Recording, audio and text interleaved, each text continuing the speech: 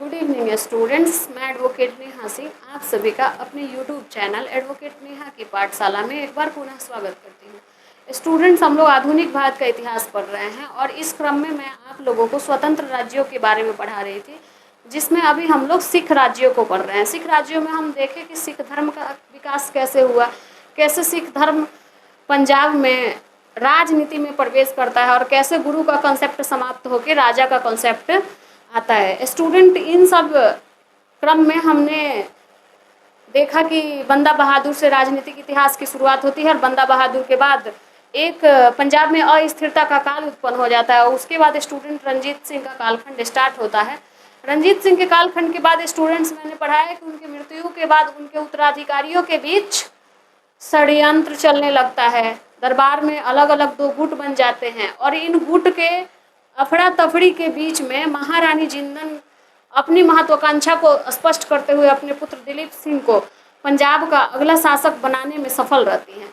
इसके बाद स्टूडेंट, मैंने ये बताया कि किस प्रकार महारानी जिंदन जो रहती हैं दिलीप सिंह को शासक बनाती हैं और उन्हीं की महत्वाकांक्षा के हत्थे चढ़ जाता है पंजाब और पहला आंग्ल सिख युद्ध हो जाता है। कि कैसे वो महारानी जिंदन ये अपने आप को साबित करने के लिए कि वो एक कुशल शासिका हैं, एक कुशल संरक्षिका हैं, वो क्या करती हैं कि जो British East India company Punjab पर अपना अधिकार करना चाहती है उससे लड़ने के लिए जो अपोजिट दल बने रहते हैं, छोटे छोटे गुट जो बने रहते हैं सिख साम्राज्य में, उनको एक्टिव कर देती हैं। ब्रिटिश ईस्ट इंडिया कंपनी को एक्टिव कर देती हैं। खालसा आर्मी को भी प्रोत्साहित करती हैं कि Khalsa army British East India company की तरफ से ब्रिटिश ईस्ट इंडिया कंपनी से युद्ध करेगा। और इस क्रम में पहला आंग्ल सिख युद्ध होता है, जो स्टूडेंट्स मैं आप लोग को बता चुकी हूँ कि लाहौर की संधि से समाप्त होता है। उसके बाद स्टूडेंट्स, हम ये देखते हैं कि कैसे लाहौर की संधि के बाद एक और संधि होती है। इसका कारण क्या होता है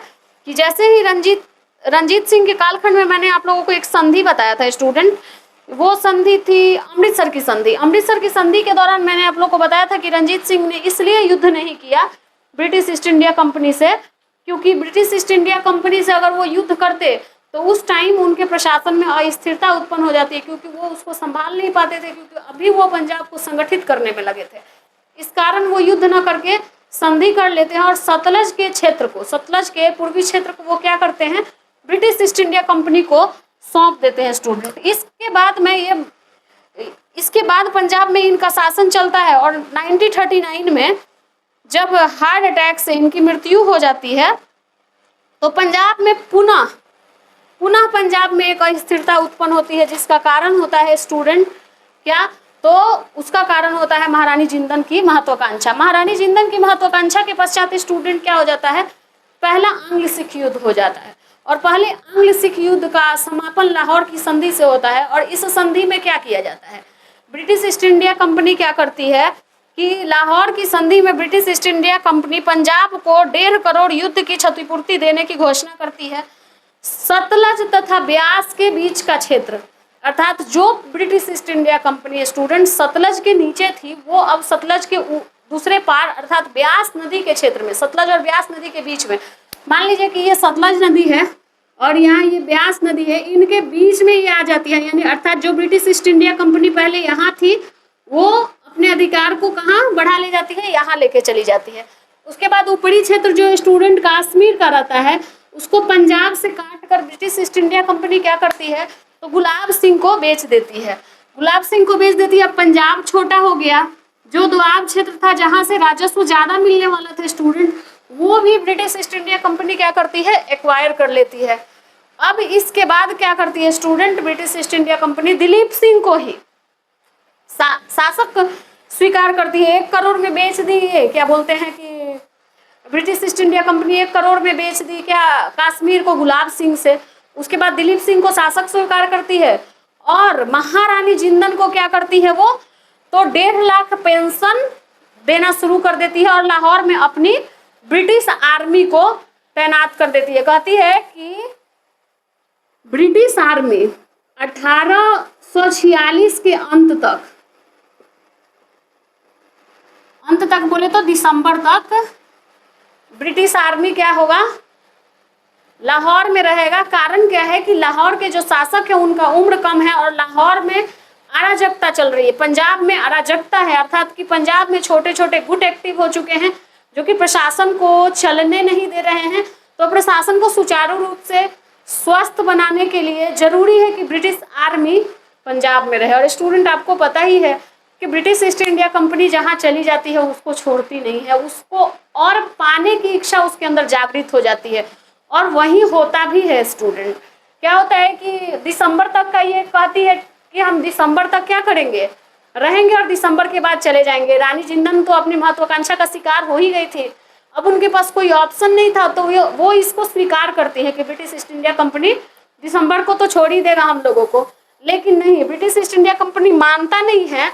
और क्या होता है कि जैसे ही दिसंबर आता है और उस दौरान लॉर्ड हार्डिंग प्रथम भारत के गवर्नर जनरल रहते हैं, उनके कालखंड में ब्रिटिश ईस्ट इंडिया कंपनी कहती है कि अभी पंजाब में जो अराजकता थी वो समाप्त नहीं हुई है बल्कि और बढ़ गई है और हम पंजाब छोड़ नहीं सकते हैं। पंजाब के शासन को दुरुस्त करने के लिए हमें और एक कदम उठाना पड़ेगा। और उसके बाद क्या करती है student, British East India company Bhairowal की संधि करती है दिलीप सिंह से।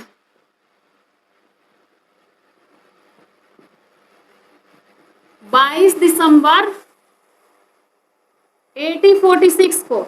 इसका ये वाला ईयर तो ठीक है, ये इसमें कहीं कहीं डिफरेंस मिल जाता है, कहीं 16 दिसंबर तो कहीं 22 दिसंबर। आप लोग एक बार इसको क्रॉस चेक कर लीजिएगा स्टूडेंट। अब कहती है ब्रिटिश ईस्ट इंडिया कंपनी यहाँ पे कि महारानी जिंदन जो है वो दिलीप सिंह की माता हैं और वो दिलीप सिंह के विकास में बाधक बन रही है क्योंकि दिलीप सिंह अल्पवयस्क हैं और उनको शिक्षा ग्रहण करना, प्रशासन की कुशलता को प्राप्त करना जरूरी है जो कि उनके माता के साथ रहने से संभव नहीं है। इसलिए माता को इनको छोड़ना पड़ेगा, तब जाके इनका आंतरिक और बाहरी विकास हो पाएगा। साथ ही स्टूडेंट, वो इस संधि के तहत क्या करती है ब्रिटिश ईस्ट इंडिया कंपनी, ये British East India company plus Dilip Singh के बीच होता है संधि। और यहाँ पे क्या किया जाता है कि लाहौर में इसमें लॉर्ड हार्डिंग प्रथम रहते हैं। लाहौर में लाहौर जो है आर्मी के खर्च के लिए, लाहौर में जो आर्मी है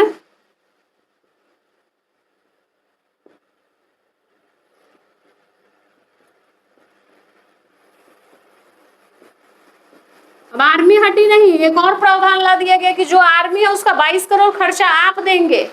और क्या होता है, महारानी जिंदन जिनको 1.5 करोड़ पेंशन, 1.5 करोड़ जिनका पेंशन था, महारानी जिंदन 1.5 लाख जिनका पेंशन था, महारानी जिंदन का पेंशन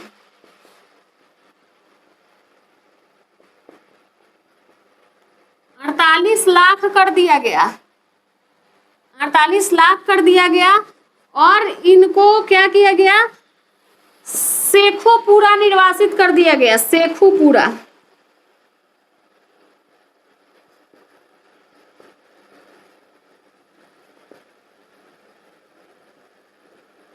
शेखोपुरा निर्वासित कर दिया गया ब्रिटिश ईस्ट इंडिया कंपनी के द्वारा। और दिलीप सिंह को कहा गया कि आप शासक रहिए, आपसे कोई समस्या नहीं है। अब यहाँ फिर समस्या क्या होती है कि इसके बाद ये संधि होती है और ब्रिटिश ईस्ट इंडिया कंपनी कहती है कि नहीं, हम यहाँ रहेंगे ही रहेंगे। अब तब तक हमारे यहाँ आ जाते हैं लॉर्ड डलहौजी। और लॉर्ड डलहौजी के व्यापक सिद्धांत से तो आप सभी वाकिफ हैं। लॉर्ड डलहौजी जब भारत आते हैं तो ये देखते हैं कि पंजाब तो अभी तक ब्रिटिश ईस्ट इंडिया कंपनी का पार्ट ही नहीं बना है। तो वो पूछते हैं भाई कि अभी तक पंजाब को ब्रिटिश ईस्ट इंडिया कंपनी का पार्ट क्यों नहीं बनाया गया, जबकि पंजाब में अपनी आर्मी है, एडमिनिस्ट्रेशन संभालने वाला जो अल्पवयस्क व्यक्ति है उसको पराजित करना आसान है, तो फिर क्यों नहीं। तो उस टाइम नियम था, आप पढ़ेंगे आगे तो आपको पता चलेगा कि या तो युद्ध की स्थिति उत्पन्न हो जाए या साम्राज्य में अराजकता उत्पन्न हो जाए, तब जाके ब्रिटिश ईस्ट इंडिया कंपनी क्या करती है, उस क्षेत्र को एक्वायर कर लेती है या सहायक संधि से वो आ जाए। इतना चीज हुआ नहीं, तब आए लॉर्ड डलहौजी तो ये हड़प नीति लेके आए। तो क्या हुआ कि इन्होंने कहा कि अभी तक क्यों नहीं Punjab British East India company का पार्ट बना है। तो यहाँ अब क्योंकि कोई कारण नहीं होता है, कंपनी के और अधिकारी जो होते हैं उनके पास कोई कारण नहीं होता है, तो वो कहते हैं कि फर्स्ट एंग्लो सिख युद्ध के बाद जितनी शर्तें हमने रखी पंजाब ने, तो उतनी शर्तें मानी है, तो हम फिर उसको क्यों एक्वायर करें, तो नहीं, उस पर अधिकार तो ब्रिटिश ईस्ट इंडिया कंपनी का होना चाहिए। तब ये कहते हैं कि ठीक है, कारण ढूंढो, तो कारण ढूंढा जाता है। उस टाइम मैंने आप लोगों को बताया था कि रंजीत सिंह के टाइम में मुल्तान भी, कांगड़ा मुल्तान भी क्या था, पार्ट था ब्रिटिश ईस्ट इंडिया कंपनी का। वहां का गवर्नर था, मुल्तान का गवर्नर था मूलराज, मुल्तान का गवर्नर का नाम था मूलराज। और मूलराज जो था वो रंजीत सिंह का बहुत पेटेंट आदमी था और महारानी जिंदन का भी बहुत आदर करता था। और जब बैरोवाल की संधि से महारानी जिंदन का पेंशन कम कर दिया गया, उनको शेखोपुरा निर्वासित कर दिया गया, तो मूलराज को ये बातें बहुत बुरी लगी थी और इसके लिए वो अपने कोर्ट में अपने लोगों से अपना विचार वो रखा करता था कि ये गलत हुआ है, हमारे पंजाब के साथ गलत हुआ है, हमारे जो शासक हैं उनके परिवार के साथ गलत हुआ है। और डलहौजी को तो क्या चाहिए, वो किसी भी छोटे चीज को कारण बना देता था। उसने कहा इसी विषय को क्या करो, कारण बनाओ, और कारण बना के ही हम पंजाब को अपने अधिकार क्षेत्र में कर सकते हैं। अब क्या हुआ कि वो British East India company direct Mulraj को क्या करती है, आदेशित करती है कि आप हमें डायरेक्ट टैक्स देंगे। अर्थात ब्रिटिश ईस्ट इंडिया कंपनी कहती है मूलराज से कि मुल्तान डायरेक्ट टैक्स पे करे, मुल्तान से डायरेक्ट टैक्स की मांग की गई। अर्थात ब्रिटिश ईस्ट इंडिया कंपनी को आप डायरेक्ट टैक्स दीजिए। इस पर क्या हुआ कि मूलराज ने बगावत कर दी, और जैसे ही मूलराज बगावत किया, यही तो चाहता था Dalhousie, British East India company को डलहौजी ने डायरेक्ट किया कि तुम लोग मुल्तान पे आक्रमण करो और पंजाब पर अधिकार करो। अब जब यहाँ बगावत हुआ तो डलहौजी ने डायरेक्ट दिलीप सिंह को क्या किया, सूचित किया और पंजाब पे आक्रमण किया। और पंजाब के आक्रमण पर दिलीप सिंह ने डलहौजी से कहा कि आप ऐसा क्यों कर रहे हैं, हम तो संधि के अनुसार काम कर ही रहे हैं, हमने बगावत किया ही कहा। तो डलहौजी कहता है कि मुल्तान आपका राज्य का, आपके राज्य का हिस्सा है और वहाँ का गवर्नर आपका गवर्नर है, तो आपके गवर्नर की बगावत अर्थात आपकी बगावत अर्थात संपूर्ण पंजाब की बगावत, हम इसको पंजाब की बगावत समझते हैं। और यहीं पे स्टूडेंट क्या हो जाता है, पंजाब की सेना और ब्रिटिश ईस्ट इंडिया कंपनी की सेना क्या होती है, आमने सामने आ जाती है और 3 युद्ध लड़ा जाता है स्टूडेंट। 3 युद्ध लड़ा जाता है, रामनगर का युद्ध, गुजरात का युद्ध और चिलियावाला का युद्ध। और इन तीनों युद्ध के पश्चात पंजाब की सेना बुरी तरह से ब्रिटिश ईस्ट इंडिया कंपनी से पराजित हो जाती है और पराजित होने के बाद ब्रिटिश ईस्ट इंडिया कंपनी क्या, पंजाब का विलय हो जाता है। British East India company Punjab के पर अधिकार कर लेती है और पंजाब का प्रशासन हेनरी लॉरेंस, जॉन लॉरेंस और चार्ल्स मैनसन को क्या किया जाता है, दे दिया जाता है।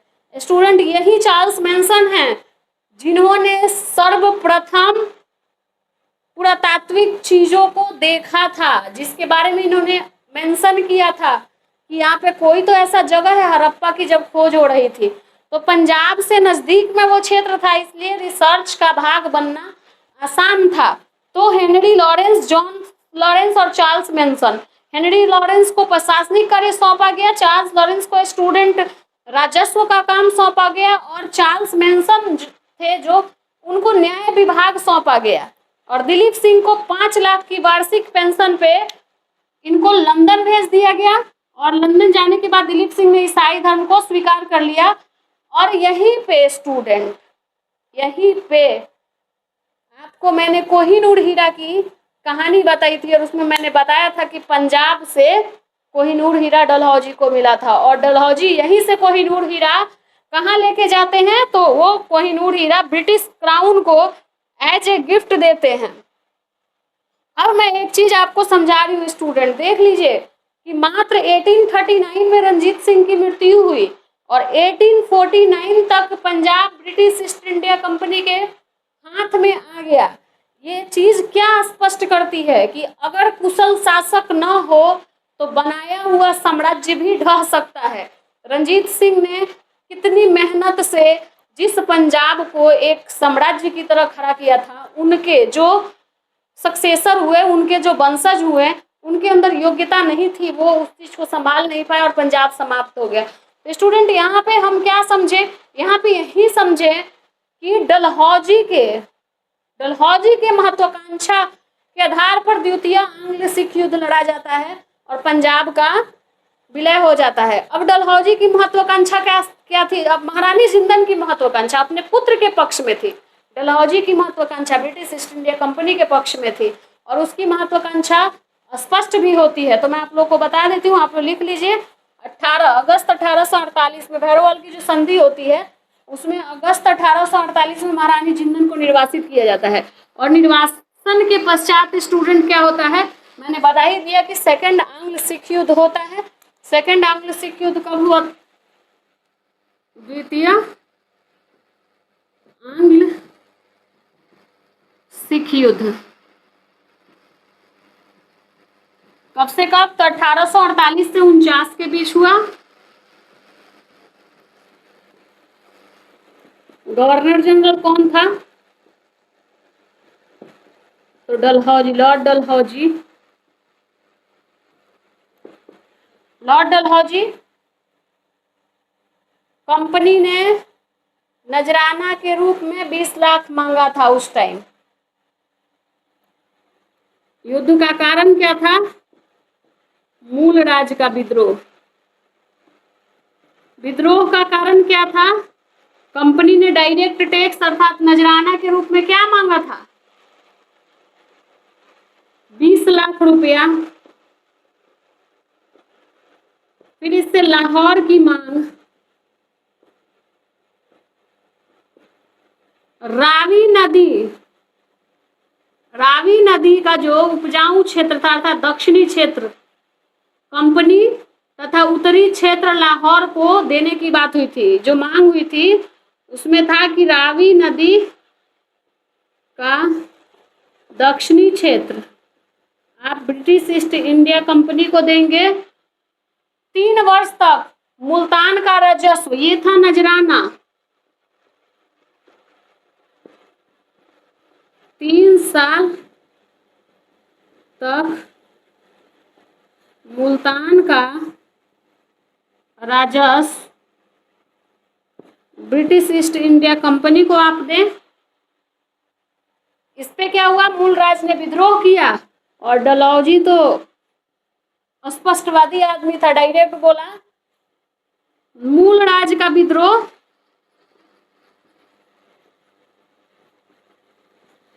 पंजाब का विद्रोह। और इस विद्रोह को रोकने के लिए कंपनी ने अपनी सेना उतारी। उसके बाद 3 युद्ध हुए। उस 3 युद्ध का नाम स्टूडेंट आप कमेंट बॉक्स में लिख के बताइएगा। ब्रिटिश ईस्ट इंडिया कंपनी ने सिख सेना को पराजित किया। सिख सेना कौन थी? खालसा आर्मी। जो कि मैं आप लोगों को एक चीज बता देना चाहती हूँ, याद रखिएगा स्टूडेंट, खालसा आर्मी की जो स्ट्रेंथ थी उसको ब्रिटिश ईस्ट इंडिया कंपनी ने पहले ही कम कर दिया था लाहौर की संधि से। लाहौर की संधि से student British East India company ने ये नियम बना दिया था कि आप घुड़सवार मात्र 12,000 सैनिक रखेंगे और पैदल जो सैनिक होगा वो मात्र 20,000 से 22,000 के बीच में ही आपका रहेगा। तो सेना तो यहाँ पहले ही कम ये कर चुके थे लाहौर की संधि से। भैरवल की संधि से क्या किया कि राजा को ही कमजोर कर दिए। और उसके बाद क्या हुआ, इस युद्ध में इनके लिए क्या हो गया, आसान हो गया सिख सेना को पराजित करना। कारण क्या था कि सिख सेना शायद संख्या में बहुत ही कम थी। इसके बाद 3 युद्ध के बाद ये पराजित हो गए। Punjab British East India company के पास। अब इसकी प्रशासनिक गतिविधि को संभालने के लिए किसको नियुक्त किया गया? Henry Lawrence.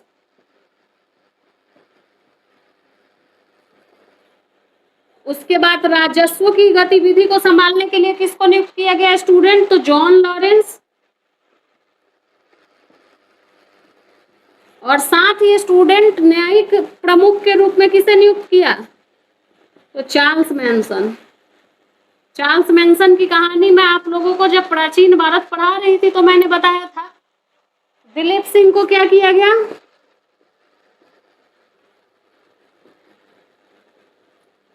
5 लाख पेंशन सालाना। उसके बाद नॉरकॉम, लंदन के नॉरकॉम में भेज दिया गया।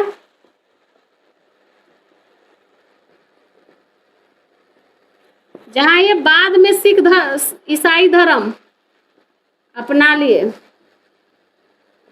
ईसाई बन गए। और यहीं से डलहौजी को क्या मिला? कोहिनूर हीरा।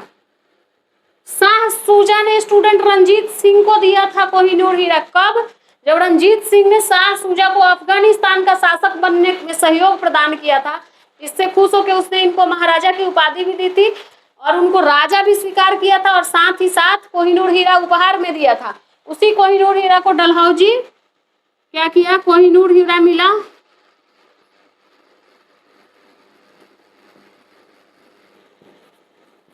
ब्रिटिश क्राउन को दे दिया और ब्रिटिश क्राउन अपने ताज में लगा के पहनती थी। इतिहास गवाह है, जिसके इसके पास गया कोहिनूर हीरा उसको समाप्त किया। वैसे आप भी देख लीजिएगा एक बार। और स्टूडेंट यहीं पे समाप्त हो जाता है आपको स्वतंत्र राज्यों का प्रशासन। और अगले लेक्चर में हम लोग पढ़ेंगे ब्रिटिश ईस्ट इंडिया कंपनी की आर्थिक नीतियाँ। तो आपको अगर हमारे साथ आगे के क्लासेस में जुड़े रहना है तो आप हमारे चैनल को लाइक करिए, शेयर करिए, सब्सक्राइब करिए और ज़्यादा से ज़्यादा लोगों को हमारे क्लासेस की जो अच्छाइयाँ हैं वो बताइए। और हाँ, प्रीवियस ईयर क्वेश्चन बनाना बिल्कुल भी मत भूलिए। जब आप प्रीवियस ईयर क्वेश्चन सॉल्व करेंगे तब आपको पता चलेगा कि आप जो पढ़ रहे हैं सही पढ़ रहे हैं, सटीक पढ़ रहे हैं। Thank you student.